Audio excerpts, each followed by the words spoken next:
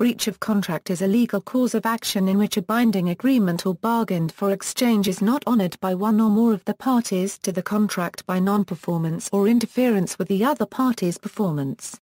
If the party does not fulfill his contractual promise, or has given information to the other party that he will not perform his duty as mentioned in the contract, or if by his action and conduct he seems to be unable to perform the contract, he is said to breach the contract. Breach of contract is a type of civil wrong. Minor breaches: in a minor breach, the non-breaching party cannot sue for specific performance, and can only sue for actual damages. Suppose a homeowner hires a contractor to install new plumbing and insists that the pipes, which will ultimately be hidden behind the walls, must be red. The contractor instead uses blue pipes that function just as well.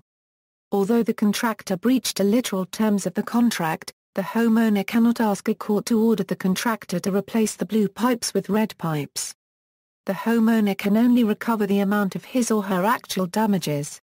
In this instance, this is the difference in value between red pipe and blue pipe. Since the color of a pipe does not affect its function, the difference in value is zero. Therefore, no damages have been incurred and the homeowner would receive nothing. However, had the pipe color been specified in the agreement as a condition, a breach of that condition would constitute a major breach. For example, when a contract specifies time is of the essence and one party to the contract fails to meet a contractual obligation in a timely fashion, the other party could sue for damages for a major breach. Material breach: a material breach is any failure to perform that permits the other party to the contract to either compel performance, or collect damages because of the breach. If the contractor in the above example had been instructed to use copper pipes, and instead used iron pipes that would not last as long as the copper pipes would have lasted, the homeowner can recover the cost of actually correcting the breach, taking out the iron pipes and replacing them with copper pipes. There are exceptions to this. Legal scholars in courts often state that the owner of a house whose pipes are not the specified grade or quality cannot recover the cost of replacing the pipes for the following reasons. 1.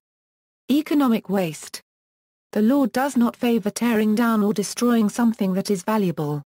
In this case, significant destruction of the house would be required to completely replace the pipes, and so the law is hesitant to enforce damages of that nature. 2. Pricing in.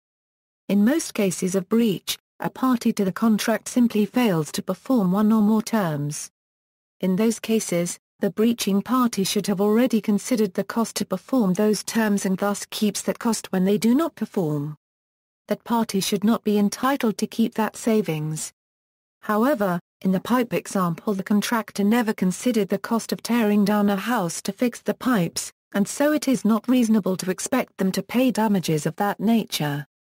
Most homeowners would be unable to collect damages that compensate them for replacing the pipes, but rather would be awarded damages that compensate them for the loss of value in the house. For example, say the house is worth $125,000 with copper and $120,000 with iron pipes. The homeowner would be able to collect the $5,000 difference, and nothing more. The restatement of contracts lists the following criteria can be used to determine whether a specific failure constitutes a breach. In determining whether a failure to render or to offer performance is material, the following circumstances are significant. A. The extent to which the injured party will be deprived of the benefit which he reasonably expected. The extent to which the injured party can be adequately compensated for the part of that benefit of which he will be deprived. The extent to which the party failing to perform or to offer to perform will suffer forfeiture. The likelihood that the party failing to perform or to offer to perform will cure his failure, taking account of all the circumstances including any reasonable assurances. The extent to which the behavior of the party failing to perform or to offer to perform comports with standards of good faith and fair dealing. American Law Institute, Restatement of Contracts Section 241, Fundamental Breach. A fundamental breach is a breach so fundamental that it permits the aggrieved party to terminate performance of the contract.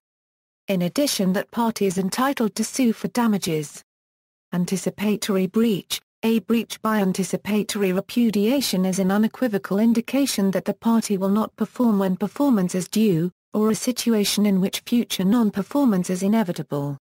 An anticipatory breach gives the non-breaching party the option to treat such a breach as immediate, and, if repudiatory, to terminate the contract and sue for damages. For example, a contract with B on January 1 to sell 500 quintals of wheat and to deliver it on May 1. Subsequently, on April 15 A writes to B and says that he will not deliver the wheat. B may immediately consider the breach to have occurred and file a suit for damages for the scheduled performance, even though A has until May 1 to perform.